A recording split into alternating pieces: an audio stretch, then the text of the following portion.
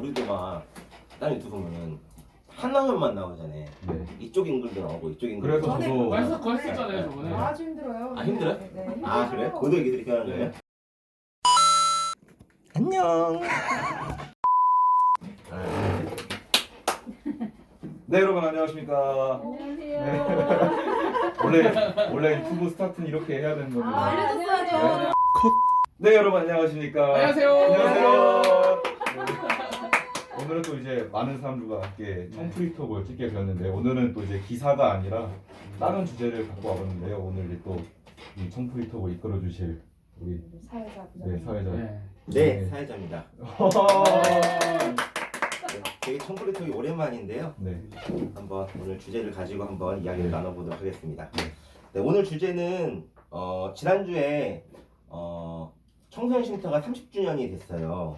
그래서 이제 30주년을 맞이해서 이제 용해인 국회의원실에서 이제 많은 다른 유관 기관들과 해서 이 정책에 대한 토론회를 진행을 했는데 이제 갔다 와 보니 한 청소년분께서 이제 청소년 쉼터에 거주하면서 이제 경험했던 어떤 불편한 요소들, 인권적인 침해들 이런 것들이 좀 있었다. 그래서 이런 부분들이 청소년들이 쉼터에 살기가 매우 어려운 것들 중에 하나고 그런 인권적인 측면, 규칙적인 측면, 그다음에 어떠한 또 지원이 필요한지에 대해서 이야기를 나눴는데 우리가 좀 어떠한 방향으로 조금 쉼터들이 바뀌어야 될지 뭐 한우타리 쉼터뿐만 아니라 좀 전국에 있는 쉼터들에 대한 좀 비판과 조언, 제언들을 하는 자리를 이 시간에 나누고자 합니다.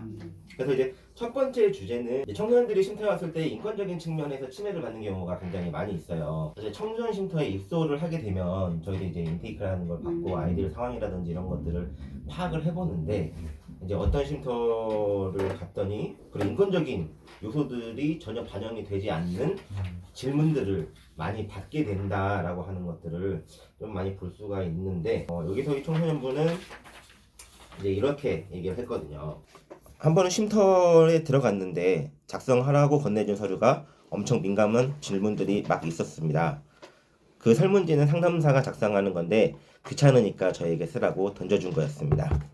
기능이 낮냐, 부모가 교도소 갔다 온 사람이냐, 성폭력 피해자냐, 가해자가 누구냐, 몇 번 당했냐, 정말 이런 상식적이지 않는 질문들도 받는다고 해요. 정말 근데 실제적으로 있었던 일들이었던 것 같아요. 쉼터에서 아이들을 보면서 그런 것들을 물어볼 이유가 있을까요, 우리가? 근데 있으면서 적어도 아이가 만약에 뭐 조사를 계속 받아야 된다거나 아니면 그걸로 도움을 요청하거나 그랬을 때 점점 이제 하나하나 아이랑 상담하면서 알아가야 되는 부분일 수도 있다라고는 생각은 들어요. 어쨌든 저희는 보호하고 있으니까. 근데 이게 들어오자마자 아이들한테 제시해주는 서류에 있어야 되냐에 대한 의문은 항상 들었어요. 너무 자극적인 질문들은 피해자한테 다시 한번 피해를 주는 상황이고 설령 이런 상황이 필요하다 하더라도 이 서류를 애가 작성하게 할 필요가 전혀 없다고 생각해요. 아이들한테는 그 단어가 어떻게 보면 폭력적으로 다가올 수 있고 인권 침해로 다가올 수 있기 때문에 둘러서 얘기하거나 분명히 우회해서 표현할 수 있는 방법들이 있단 말이에요. 근데 그걸 제시하지 않고 띡 해가지고 너 체크해. 뭐야 너 이거 폭력의 경험 있어? 이게 맞나 싶어요. 지금도 이러잖아요. 저는 이 부분들이 분명히 잘못됐고 이거는 변화해야 되고 이 종이도 계속 써왔던 거기 때문에 다시 한번 점검할 필요성이 있지 않을까 싶어요. 우리 혜은쌤은 네. 처음에 처음 왔을 때 아이랑 어떻게 좀 이야기를 풀어가시나요, 그러면? 어려운 거 같아요. 그러니까 이 친구를 알기 위해서 던지는 게 저도 모르게 나갔을 수는 있겠구나. 그러니까 이 사례만 보더라도 그 인권 침해가 공기처럼 너무나 일상적이어서 이 공기를 우리가 느끼지를 못하는 거잖아요. 근데 저도 인권 침해적인 걸 공기처럼 내뱉었지 않았을까 라는 생각을 하고요. 그러니까 그럴 수 있어요. 사실 이렇게 아무리 청소년을 좀 존중하면서 하더라도 어떻게 보면은 우리가 지금까지 해왔던 이 일들이 좀 몸에 배어있기도 하고 그러다 보면 사실 이런 게 침해임에도 불구하고 좀 무의식적으로 아이들한테 조금 대하는 게 없지는 않았을 것 같다는 좀 생각이 드는 것 같아요. 많을 것 같아요. 네. 너무 굳어져 있고 네. 어떻게 보면 저도 인테이크를 들어가면 제 머릿속에 이 종이가 있기 때문에 항상 순차적으로 이렇게 대화를 하게 된단 말이에요. 근데 애들에 따라서는 이게 불편하게 느껴지는 것들이 분명히 있을 텐데 그 상황에 따라서 항상 저도 어떻게 보면 이 가해를 하고 있지 않을까라는 게 그리고 그거를 모르고 있을 것 같아요. 애가 표현해주지 네. 않는 이상. 그러니까. 불편하게. 그럼에도 불구하고 이 119 이송 거부하고 이거는 아무리 생각해도 이거는 이해가 안 되는 행동인데 이런 쉼터가 있다는 것도 화가 나요. 그쵸, 말이 안 되는 어떻게 그런 의료 지원을 좀 더 다루기를 할 건데 네. 이 친구는 쉼터에 갔을 때 이제 평소에 듣지 않았던 약이 안 들어서 네네. 이제 쉼터에서 119를 불렀는데 이제 뭐 이송을 거부했다라는 경험을 했었고 또 일시 쉼터를 갔는데 이제 상급병원 진료나 추가 검사 등 의료 지원이 안 되는 곳도 있었다라고 이야기를 하죠. 이 중에 이제 분명히 보호를 받아야 하지만 이제 보호를 받지 못하는 경우가 사실 쉼터에서도 존재하기도 하고 뭐 이런 부분은 사실 저희 쉼터에서도 아이들한테 그런 부분을 100%다 해주지 못하는 경험도 있었죠. 사실 저희도. 그래서 사실 그런 부분에 대해서도 그 토론회에서 이야기를 했는데 쉼터에서 입소한 청소년의 1년 맥시멈 무료비가 사실 100만 원. 이거 100만 원. 전체 토탈이죠. 인당. 인당. 인당. 인이 받을 수 있는 돈이 100만 원인데 문제는 사실 아마 의료비가 그렇게 충족하게 되어 있는 쉼터는 없죠. 그러니까 사실 이런 문제들이 발생이 되는 거죠. 사실 이런 부분들도 어떤 측면에서는 좀 다른 방법으로 특히나 이제 청소년들의 좀 생존과 관련된 것들은 좀 어떻게 또 앞으로 쉼터들이 좀 이렇게 좀 바꿔나갈 수 있을까 이 고민인 것 같기도 해요. 이 부분에서는. 아니 근데 보통 저는 이것도 봤을 때 이해가 안 됐던 게 뭐 보면은 뭐 상급병원 진료나 추가 검사 등 의료 지원이 안 되는 곳도 있었다라고 하는데 안 될 수도 있죠. 심지어 자체적으로 안 되면은 뭐 지역 사회라든지 기관을 연계해 줄 수 있는 충분한 방법이 있는데도 불구하고 우리 안 되니까 못 해줘. 그리고 끝내는 게 너무 수동적으로 일을 하고 있는 사람들이지 않나라는 생각이 들거든요. 쉼터마다의 차이점, 뭐 너무 보편 이상을 잘 지켜나가는 인권적인 쉼터가 있는 반면에 너무 동떨어진 침해적인 쉼터가 있는 것 같아서 오히려 그 이렇게 인권 침해를 받아둔 쉼터를 어디라고 밝혀낼 수는 없다면 아까 그 뒤에 보면 일시 쉼터 좋은 것도 있다고 했잖아요. 그런 데를 오히려 드러내서 그 좋다고 하는 그 쉼터를 더 부각을 시키고 그 쉼터에 가서 배우는 걸로 일주일 아, 한 다른 달 곳에서? 생활을 해보면서 아 이렇게 네. 공기가 다르구나. 아 유학이라고 하시는데 유학 간다고 유학 보내는 배움을 위하여. 거죠. 대부분 쉼터들은 다 자기들이 잘하고 있을 거라고 생각할걸요? 그렇죠. 다내 쉼터가 아니다 이 이야기야. 다 그럴 내 쉼터가 거야. 아니다. 다 자기 쉼터는 다들 잘하고 있다. 여기 어디야, 여기 맞아. 어디야 이 생각밖에 안 할 것 같아요. 네. 근데 진짜로 잘하고 있는 쉼터, 못하고 있는 쉼터를 찾기도 어려운 게 다들 잘하고 있다고 믿을 거고 그리고 무엇이 못하는지 무엇이 잘하는지 진짜로 모를 것 같아요. 너무 굳어진 게 맞는 것 같아요. 우린 돌이에요, 돌. 분명히 잘못된 건데 그 잘못됐다고 인식을 우리는 못할 수도 있죠. 사실 그게 너무 오랫동안 익숙해져 왔고 그게 몸에 배어 왔으면 안 사실 되는데 어떡해. 사실 이런 입장일 수도 있을 것 같아요. 근데 저는 여기는 좀 찾고 싶긴 해요. 맞아요. CCTV요. 아, 이거 저도- 어디예요? 이거 혹시 댓글 보시고 방송 보시고 방송 뭐라 그래? 유튜브 보시고 아는 사람 있으면 우리 어느 애들이 지역까지 또 이거 CCTV가 방마다 있는 데가 있었대요. 아, 뭐 여기서는 이게- 그러니까 사실 뭐 이제 뭐 앞에는 좀 이것도 뭐 인권적인 측면인데요.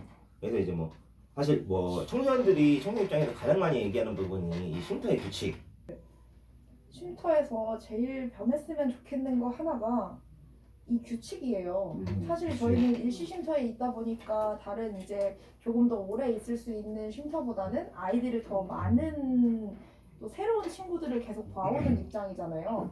그 친구들이 하나같이 우리는 더 오래 그래도 안전하게 있을 수 있는 곳으로 연계를 해야 하는 상황인데 하나같이 싫어요. 단기 쉼터 싫어요. 장기 쉼터 싫어요. 중장기 싫어요. 왜? 뭐 때문에 싫어요? 규칙이 빡세요. 가보지도 않고 이미 다른 애들을 통해서 굳어져 있고 가본 친구들은 실제로 핸드폰을 뺏긴다거나 뭔가를 압수당하거나 담배 개수를 정해준다거나 이것만큼은 좀 없었으면 좋겠다. 쉼터 규칙 중에.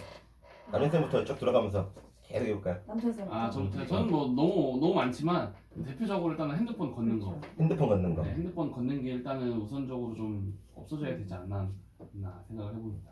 외출이요. 아 외출이 안 되는 자유롭잖아요 외출. 그러니까 당연한 거 아니에요? 이런 통금 시간? 통금 시간이 조금 빡세다고 하는 경우도 있다고 하니까 6시에 오라고 하는 네, 거야? 그런 데도 있고 아 맞아 그런 데 있었어. 네. 그런 데 있다고 그리고 들었어요. 혹은 이제 어떤 상황에 따라서 안전을 위해서인 건 알지만 어디에 언제 뭘 하러 가는지 음. 이렇게 캐묻는 경우도 있다라고 그것도 인간적 들었어요. 침해예요, 그것도. 근데 사실 갔다 오는데 뭐 그럼 집에서도 엄마 나 나갔다 올게 하고 나가죠. 나 엄마 그렇죠. 어디 가서 누구를 만나서 몇 그치. 시까지 어떻게 해가지고 언제 돌아오겠습니다 이렇게 하지 않으니까요. 선생님 제가 오늘 선생님을 만나서 밥을 먹고 12시경 PC방을 갔다가 1시경에 편의점을 갔다가 2시에 돌아올 예정입니다. 과장을 좀 했어요. 저는 외출 얘기했는데 좀 외박이 일정 부분은 음. 좀 허용을 주면 좋지 않을까. 저는 아이들이 사실 쉼터에 있다 쉼터 생활하다가 가장 많이 튕겨져 나오는 게 사실 외박. 외박. 너무 사실 쉼터가 염려를 많이 하기 때문에 외박이라는 부분인데 이해도 돼요. 그런 부분이 그리고 이해되기도 하는데 네. 왜냐면 가정에서 벗어나 있기 때문에 아이에게 문제가 생겼을 때 책임을 어디로 돌릴 것이냐 제일 쉬운 게 쉼터잖아요. 쉼터죠. 네. 거기서 오는 불안감은 당연히 있을 수밖에 없다고 생각을 해요. 그러니까 이런 것들을 어떻게 해소할 수 있는지 그래서 좀 나눠야 될 것 그런 같아요. 부분을 일정 부분은 좀 허용을 뭐 100%는 아니더라도 일정 부분은 좀 아이 허용하는 선들을 조금 더 넓혀서 아이들도 그런 자유를 한번 우리도 그러잖아요. 우리도 한번 자유를 느끼고 싶을 때 자유를 느끼는데 그런 부분들이 좀그 규칙들 중에 이제 말씀이 나왔으니까 안 한 것들 중에 씻는 것을 정해주는 거. 그러니까 예를 들어 너 똥 쌀 시간이야 라고 한 것과 아, 동일한 거 아니에요?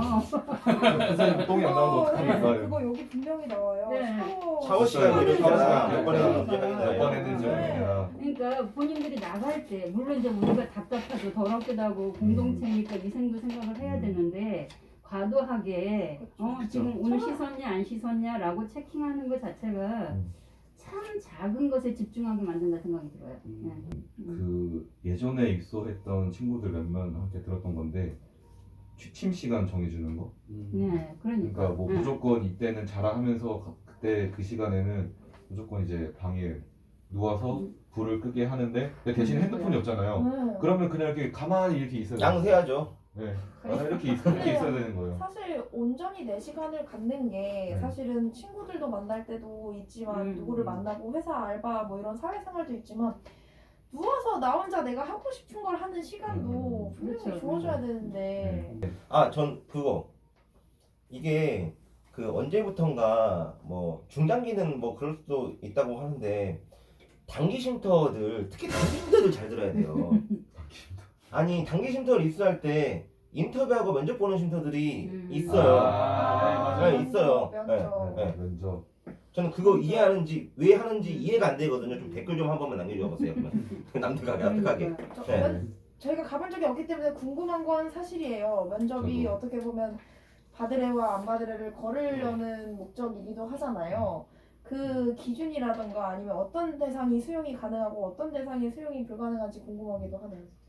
아니 어디 쇼타로 가는 것도 아니고 보호 받으려고 가는 애들이 건데. 우리보다 면접 더 많이 다녀. 네. 보호 받으려고 가는 건데. 애들이 우리보다 좀 그죠. 어떻게 보면 가정에 이탈이 되어서 사실 집을 나오게 된 상황인데, 근데 사실 저는 매번 얘기하지만은 쉼터가 사실 집이 될 수는 없죠. 없어요. 그게 없죠. 사실이에요. 근데 사실 대안이 될 수 없지만 그 대안인 거잖아요. 집을 대신할 수 있는 대안이라면 최소한적으로 집에서 생활할 수 있는 것처럼의 생활은 보장해야지 않나 저는 싶거든요.